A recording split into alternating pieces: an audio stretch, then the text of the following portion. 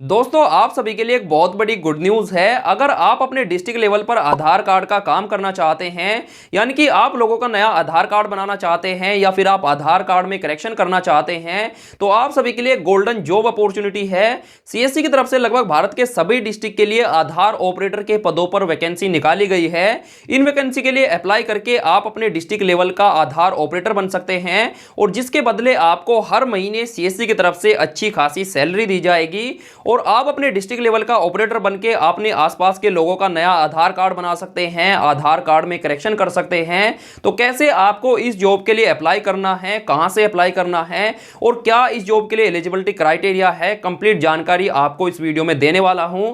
तो अगर आप आधार कार्ड का काम करना चाहते हैं तो भाई आप सभी के लिए गोल्डन अपॉर्चुनिटी है, इसको मिस नहीं करना है। तो चलिए मैं आपको बताता हूं कि क्या क्या टर्म्स एंड कंडीशन है, क्या क्या एलिजिबिलिटी क्राइटेरिया है। तो ये वीडियो आपको एंड तक देखनी है, बीच में स्किप नहीं करना है। तो चलिए वीडियो शुरू करते हैं। तो भाई अप्लाई करने के लिए आपको सीएससी ग्रामीण नौकरी की ऑफिशियल वेबसाइट पर आ जाना है। इस वेबसाइट का लिंक मैं आपको वीडियो के डिस्क्रिप्शन में दे दूंगा, उस पर क्लिक करके आप इस वेबसाइट पर आ सकते हैं। वेबसाइट पर आने के बाद अप्लाई करने के लिए यहाँ पे आपको अप्लाई आधार सुपरवाइजर का एक ऑप्शन मिलेगा, इस पे आपको क्लिक कर देना है। अब जैसे आप इस पे क्लिक करोगे तो इस जॉब के लिए जितनी भी टर्म्स एंड कंडीशन सीएससी ने रखी है वो सभी आपके सामने आ जाएगी। तो चलिए हम एक एक करके जान लेते हैं कि कौन कौन सी टर्म्स एंड कंडीशन को आपको फॉलो करना होगा। तो जैसे कि यहाँ पे आप देख सकते हैं, CSC e governance service India limited invited application for the post of Aadhaar supervisor on purely contract basis for a period of 1 year only. यानी कि दोस्तों ये जो जॉब है, ये जो वैकेंसी है, इसमें आपको 1 साल के लिए कॉन्ट्रैक्ट बेस पर रखा जाएगा।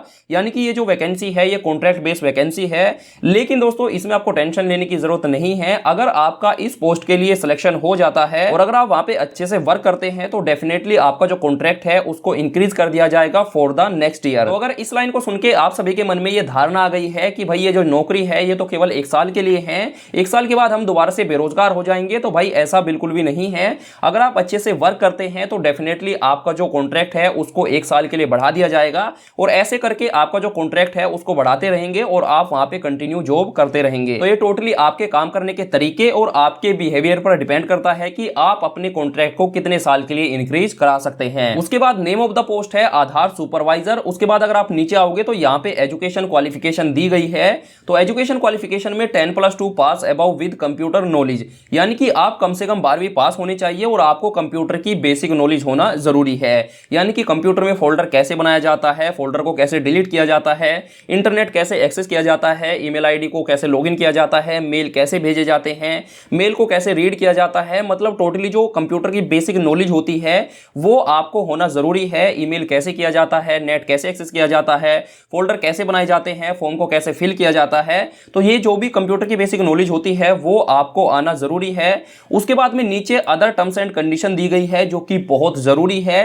तो जो सबसे पहली कंडीशन है वो ये है, application are accepted through CSC ग्रामीण नौकरी पोर्टल ओनली। यानी कि ये जो जॉब है इसके लिए केवल आप सीएससी की ग्रामीण नौकरी पोर्टल से ही अप्लाई कर सकते हैं। यानी कि जो पोर्टल हमने ओपन की हुई है, जो पोर्टल हमने खोली हुई है, इसी पोर्टल से आप इस जॉब के लिए अप्लाई कर सकते हैं। उसके बाद अगली जो कंडीशन है, the person should be of age 18 years and above. यानी कि अगर आप इस जॉब के लिए अप्लाई करना चाहते हैं तो आपकी जो एज है वो कम से कम 18 साल होनी चाहिए। और ये आप सभी को पता होगा कि अगर आप किसी भी जॉब के लिए अप्लाई करना चाहते हैं, फिर चाहे वो प्राइवेट हो या फिर सरकारी हो, उसके लिए आपकी जो एज है वो कम से कम 18 साल होना जरूरी है। उसके बाद अगली कंडीशन है, the person should have a basic understanding of operating a computer and should be comfortable with local language, keyboard and transliteration. अब इसका भी बेसिकली मतलब यही है कि आपको कंप्यूटर की नॉलेज होना जरूरी है। आपको पता होना चाहिए कि कैसे कंप्यूटर को ऑपरेट किया जाता है, कैसे कंप्यूटर को एक्सेस किया जाता है, कैसे कंप्यूटर में फाइल फोल्डर बनाए जाते हैं, कैसे कंप्यूटर में मेल किया जाता है, और आपको जो कीबोर्ड की नॉलेज है वो भी आपको होनी चाहिए।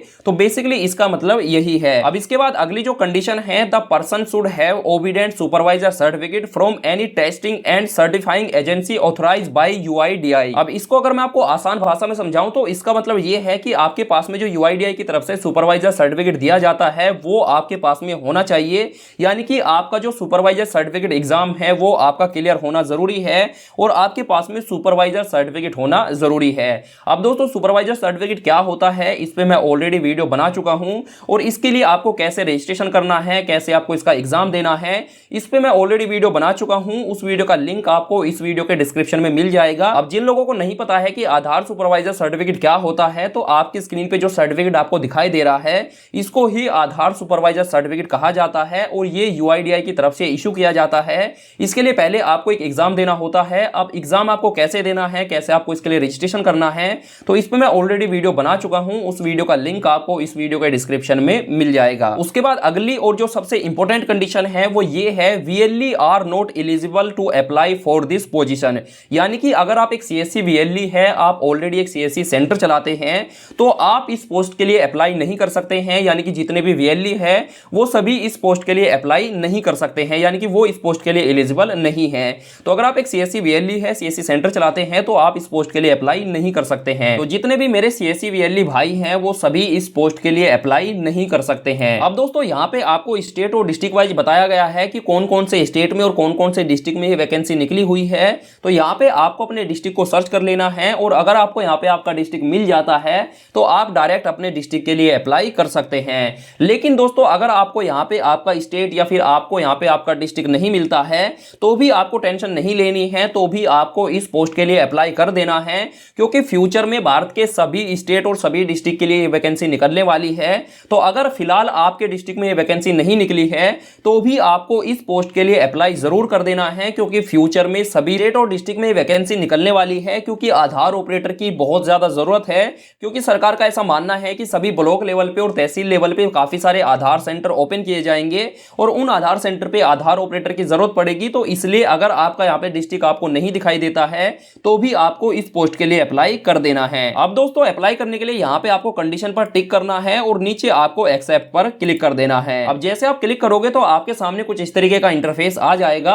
अब यहाँ से आप डायरेक्ट इस पोस्ट के लिए अप्लाई कर सकते हैं। लेकिन दोस्तों अगर आप चाहते हैं कि मैं इस पे एक प्रॉपर वीडियो बनाऊं तो आप मुझे कमेंट कर देना, मैं इस पे एक अलग से वीडियो बना दूंगा कि कैसे आपको इस पोस्ट के लिए अप्लाई करना है, कैसे आपको यहाँ पे रजिस्ट्रेशन करना है, इस पे मैं एक अलग से वीडियो बना दूंगा। तो दोस्तों इस तरीके से आप इस आधार ऑपरेटर की जॉब के लिए अप्लाई कर सकते हैं। और अगर आप सीएससी की सभी टर्म्स एंड कंडीशन को फुलफिल करते हैं, यानी कि जो टर्म्स एंड कंडीशन मैंने अभी आपको बताई है, अगर आप इनको फुलफिल करते हैं तो डेफिनेटली आपको आधार ऑपरेटर की जॉब मिल जाएगी। और अगर आप सभी के मन में ये सवाल है कि यार ये तो 1 साल की जॉब है, तो भाई इस सवाल को अपने दिमाग से निकाल दो, क्योंकि अगर आप वहां पे अच्छे से काम करते हैं, आपका बिहेवियर अच्छा रहता है, तो डेफिनेटली आपका जो एग्रीमेंट है उसको इंक्रीज किया जाएगा, यानी नेक्स्ट ईयर के लिए बढ़ाया जाएगा। तो ये दिमाग में मत रखना कि यार ये तो 1 साल की जॉब है, चलिए मैं इसके लिए अप्लाई नहीं करता हूं। अगर आप इन टर्म्स एंड कंडीशन को फुलफिल करते हैं और अगर आप सीएससी वीएलई नहीं है तो डेफिनेटली आपको इस जॉब के लिए अप्लाई करना चाहिए। अब अगर आप जानना चाहते हैं कि इसके लिए अप्लाई कैसे करना है, कैसे आपको इसका फॉर्म भरना है, तो आप मुझे कमेंट कर देना, इस पे मैं एक स्पेशल वीडियो बना दूंगा कि कैसे आपको इस जॉब के लिए अप्लाई करना है। आशा करता हूं कि सारी चीजें आपको अच्छे से समझ में आई होगी और आपको ये वीडियो भी काफी पसंद आई होगी। अगर आपको ये वीडियो पसंद आई हो तो डेफिनेटली वीडियो को लाइक करना, शेयर करना। और अगर आपके मन में कोई भी डाउट है, कोई सवाल है जो मैंने इस वीडियो में कवर नहीं किया है, तो भाई आप मुझे कमेंट कर देना या फिर आप मुझे इंस्टाग्राम पर मैसेज कर सकते हैं, मैं आपको रिप्लाई जरूर दूंगा। और अगर आप इस चैनल पर नए हैं, सब्सक्राइब नहीं किया है, तो घंटा बजा के करना। फेसबुक पर वीडियो देख रहे हैं तो पेज को लाइक और फॉलो जरूर कर देना। और मैं आपको यही सलाह दूंगा कि अगर आप इस जॉब के लिए एलिजिबल है तो डेफिनेटली यार इस जॉब के लिए अप्लाई कर दो, क्योंकि फ्यूचर में आपको इससे काफी मदद मिलने वाली है।